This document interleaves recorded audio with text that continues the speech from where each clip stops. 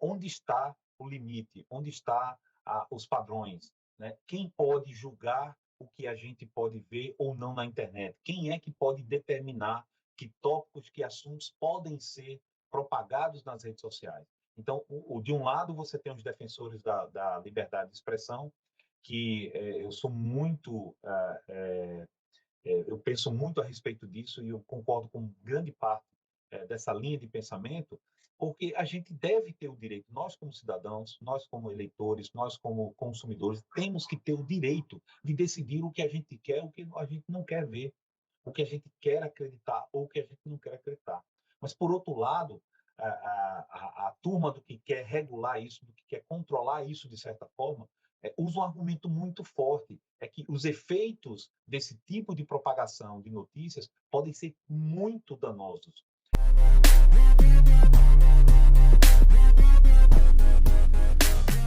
Olá, bom dia. Estamos começando mais uma edição do nosso Entrevista Coletiva. No programa de hoje, mais um tema com o analista de comportamento do consumidor, Roberto James. Vamos falar, claro, da compra bilionária que vem aí do Twitter, que movimentou as redes sociais aqui no Brasil e no mundo. O Entrevista Coletiva está no ar. De volta com entrevista coletiva, eu já recebo aqui na minha plataforma digital o Roberto James. Roberto James, Twitter comprado por milhões aqui, movimentou o mundo, movimentou o Brasil e, claro, movimentou as redes sociais. Bom dia. Bom dia, Rodrigo, bom dia a todos. Nós estamos falando, na verdade, na casa de bilhões, né?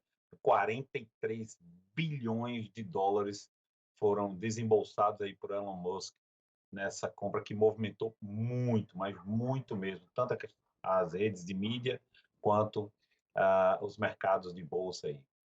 É verdade. E o que é que está por trás dessa compra, hein, Roberto? Olha, Rodrigo, o Twitter é uma das plataformas muito utilizadas por artistas, políticos, é, para fazer, para você oficializar informações. Ela é uma rede muito de escrever, então ela é utilizada muito pelas mídias, pelos jornalistas. Então, ela é considerada uma plataforma muito profissional. Então, o que que acontece? O Elon Musk, ele era um dos caras que mais defendem a questão da liberdade de expressão. Mas liberdade de expressão totalmente, né? Ou seja, existe um debate muito forte hoje exatamente sobre essa questão, e aí está movimentando. O que que se pergunta em relação a isso quais são os reais objetivos de Elon Musk em relação à plataforma. A plataforma está cheia de ferramentas que inibem o compartilhamento de fake news, que fazem verificações de contas, e o próprio Elon Musk, há alguns meses, anos atrás, ele criticou muito fortemente esse tipo de ação do Twitter. Então, o mercado em si, o jornalismo em si, os governos estão muito preocupados com como vai ser o direcionamento. É bom a gente lembrar que Elon Musk ele comprou uma grande parte das ações recentemente, alguns meses atrás, e depois fez uma proposta para comprar tudo, né? Então, isso foi uma coisa muito forte no mercado. Poxa, mas né, qual o poder de uma rede dessas na mão de um bilionário? O que que ela pode ser feito? O que que ela pode fazer? Fica aí essa reflexão e está todo mundo preocupado com isso. Mas também muita gente vibrou, hein, com essa compra, Roberto. Inclusive, o próprio ex-presidente dos Estados Unidos, Donald Trump, disse que não iria voltar porque Elon Musk comprou, mas ele tentou fazer uma rede social própria dele, porque ele foi banido de todas as redes do Twitter, foi banido do Facebook, por ser um dos grandes propagadores de notícias não confirmadas. A gente sabe que aquela invasão ao Capitólio que aconteceu nos Estados Unidos, houve uma linha do tempo aí feita pelas investigações policiais que determinou que as postagens de Donald Trump foram o pavio que iniciou aí a queima que culminou naquela invasão. Então, pô, ele não é culpado direto, mas ele incentivou. Então, existe uma preocupação muito grande em relação a isso. Esse pessoal que defende firmemente a liberdade de expressão, independente do que se publique, está muito alvoroçado, fico muito feliz, mas em si, o mercado sério, o mercado geral está um pouco preocupado com o que pode acontecer na mão de Elon Musk. Roberto, por que é que os movimentos sociais, por que é que os políticos, eles se incomodam, ou eu vou dizer, ou eles dão tanta importância para a expressividade que tem hoje as redes sociais? Justamente, Rodrigo, por causa do Brasil e dos Estados Unidos. E eu vou explicar. As eleições brasileiras, as últimas eleições presidenciais, elas foram praticamente decididas pela internet. Se a gente rememorar um pouco, existia uma expectativa muito grande de que alguns candidatos, quando começasse o horário, o programa eleitoral, eles teriam como alavancar suas campanhas e, de fato, nada aconteceu. Campanhas milionárias dos partidos não conseguiram sair dos 3 ou 4%, enquanto as redes sociais foram responsáveis direto pela eleição do presidente que hoje está aqui no Brasil.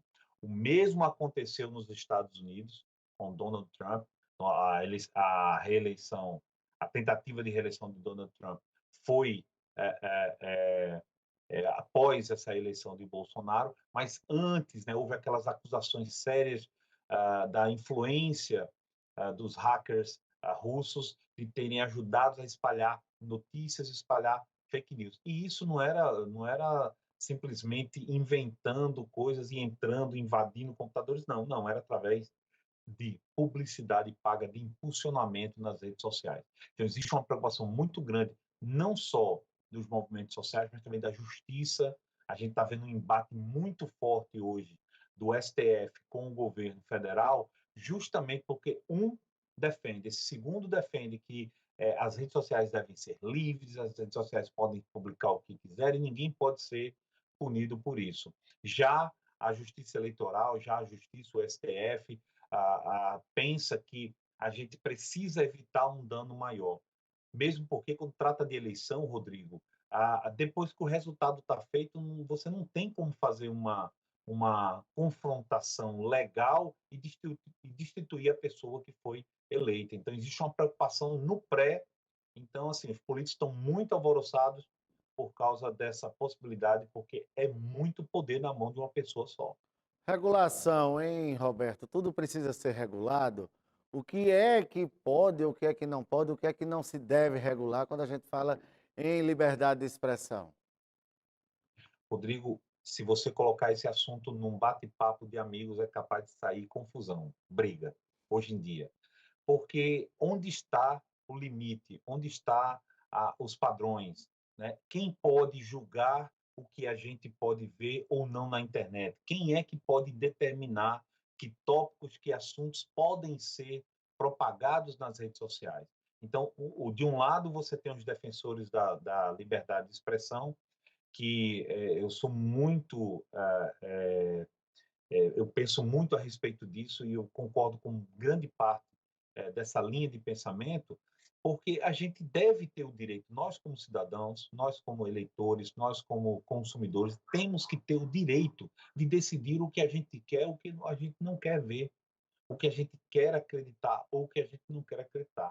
Mas, por outro lado, a turma do que quer regular isso, do que quer controlar isso de certa forma, usa um argumento muito forte, é que os efeitos desse tipo de propagação de notícias podem ser muito danosos.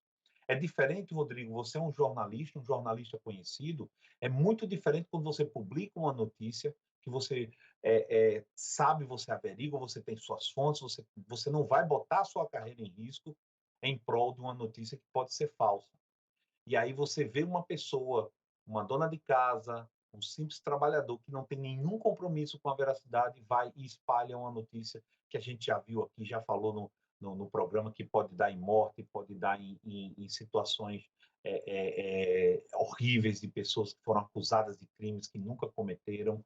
Então, assim, é muito complicado e isso sabe? É muito preocupante. Ô, Roberto, e como Porque, é que os consumidores, como é que os clientes, como é as pessoas que usam essas redes, elas podem se proteger? Rodrigo, o primeiro ponto é sempre duvidar, é sempre questionar. Principalmente se aquela notícia que você recebe é alguma coisa que você goste ou que você pense a respeito que aquilo é certo. O principal padrão é o senso crítico, é a gente criticar, desconfiar de tudo. Por que que tem tanto golpe de internet? Por que que tem tanto golpe de gente pedindo dinheiro pelo WhatsApp e as pessoas caem nisso? Porque as pessoas não estão desconfiando. Desconfie, mas não é desconfie da pessoa, desconfie da situação, né? Se alguém manda, alguém que nunca manda uma mensagem para você pedindo dinheiro e de repente ele manda, esse é um ponto importante para você desconfiar. Tem que falar com um parente próximo, tem que ligar para o telefone da pessoa, tem que falar pessoalmente com a pessoa. Então, não faça, sempre duvide e sempre tente questionar. Procure os meios de comunicação oficiais, procure os jornais de grande circulação, procure os jornalistas que você conhece, entre no site deles, entre no site dos jornais, e olhe lá, procure se essa informação é verdade ou não. Geralmente, essas informações, Rodrigo, vêm assim, urgente, é, veja esse vídeo antes que o YouTube tire do ar, veja isso antes que alguém... Quando começa assim, eu nem continuo a olhar, É o que eu ia Rodrigo, dizer, porque você já você... atrai ali pelo lado dizendo, olha, isso aqui está errado, porque a própria chamada já diz isso. O Roberto, e aí o governo e os órgãos reguladores, qual o papel dessas instituições? O que é que pode ser feito a mais? Olha, eu acho que o governo, e isso parte do governo federal, ele tem que primeiro valorizar muito mais a imprensa profissional.